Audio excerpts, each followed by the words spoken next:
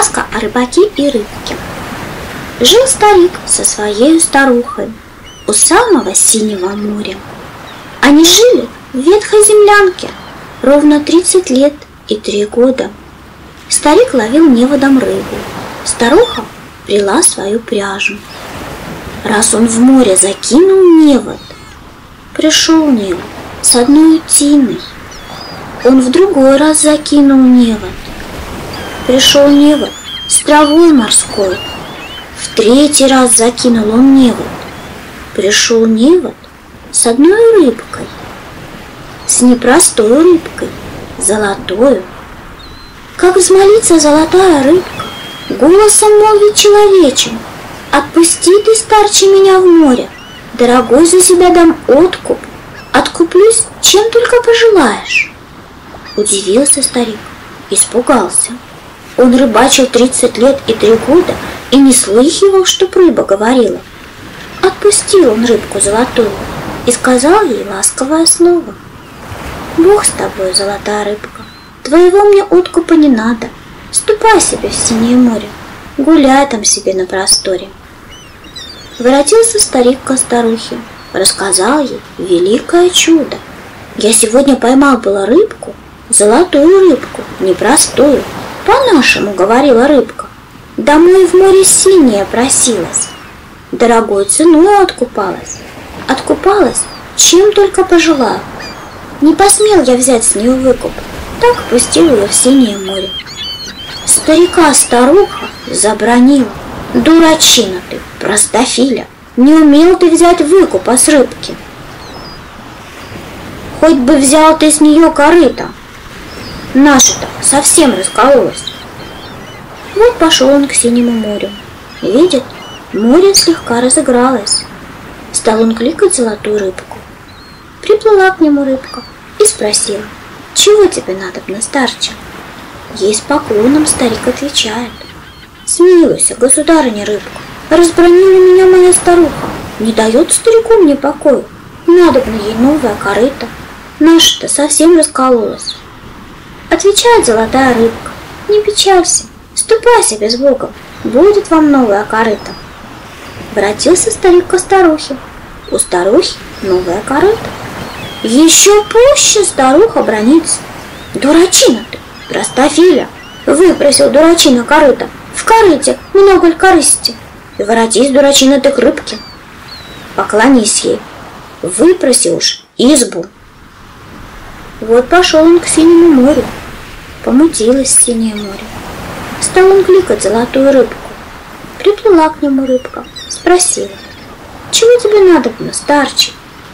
Ей старик с поклоном отвечает: «Смилуйся, государыня рыбка, еще пуще старуха бранится, не дает старику мне покою, избу просит сварливая баба». Отвечает золотая рыбка: «Не печалься, ступай себе с Богом, так и быть, изба вам уж будет». Пришел он ко своей землянке, а землянки нет уже следа. Перед ним изба со светелкой, с кирпичную беленую трубою, с дубовыми тесовыми воротами. Старуха сидит под окошком, на чем свет мужа ругает: «Дурачина ты, прямой простофиля, выпросил простофиля избу, воротись, поклонись рыбке, не хочу быть черной крестьянкой, хочу быть столбовой дворянкой». Пришел старик к синему морю. Неспокойно синее море. Стал он кликать золотую рыбку. Приплыла к нему рыбка, спросила: «Чего тебе надобно, старче?»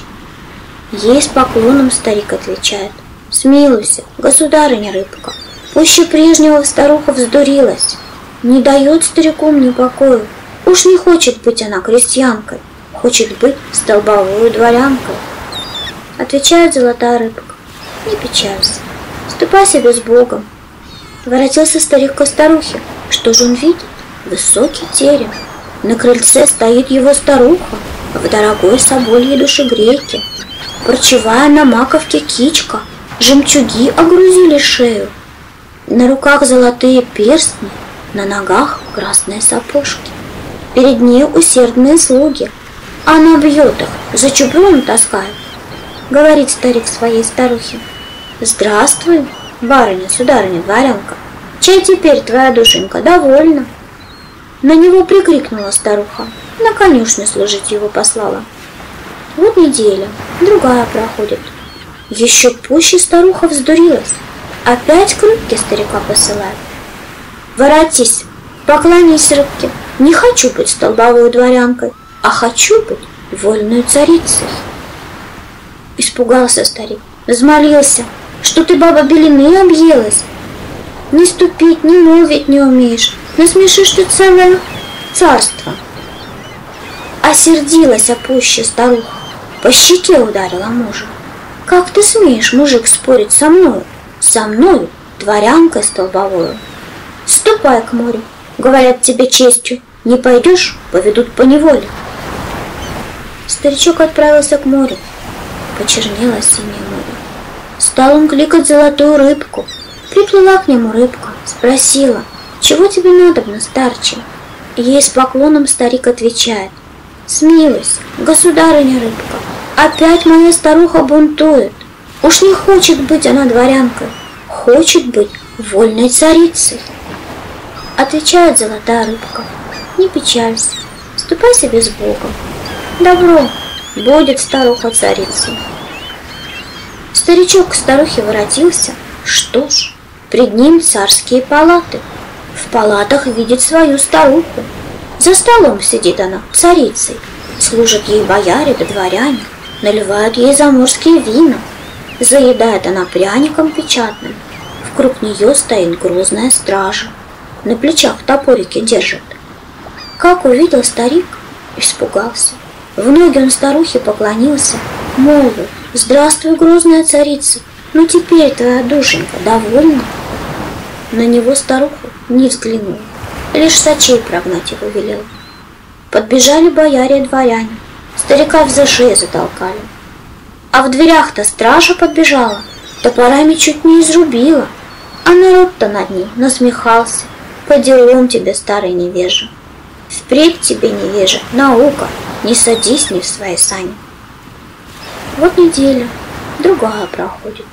Еще пуще старуха вздурилась, царедворцев за мужем посылает. Отыскали старика, привели к ним. Говорит старику старуха, воротись, поклонись рыбке. Не хочу быть вольной царицей, хочу быть владычицей морской. Чтобы жить мне в океане моря, чтоб служила мне рыбка золотая, и была б у меня на посылках. Старик не осмелился перечить, не дерзнул поперек слова молвить. Вот идет он к синему морю, видит, на море черная буря. Так и вздулись сердитые волны, так и ходят, так воем и воют. Стал он кликать золотую рыбку. Приплыла к нему рыбка, спросила, чего тебе надобно, старче? Ей старик с поклоном отвечает, смилуйся, государыня рыбка, что мне делать с проклятой бабой? Уж не хочет быть она царицей, хочет быть владычицей морской, чтобы жить ей в океане моря, чтобы ты сама ей служила и была бы у нее на посылках. Ничего не сказала рыбка, лишь хвостом по воде плеснула и ушла в глубокое море. Долго у моря ждал он ответа, не дождался. К старухе воротился. Глядь, опять перед ним землянка. На пороге сидит его старуха, а пред нею разбитая корыто.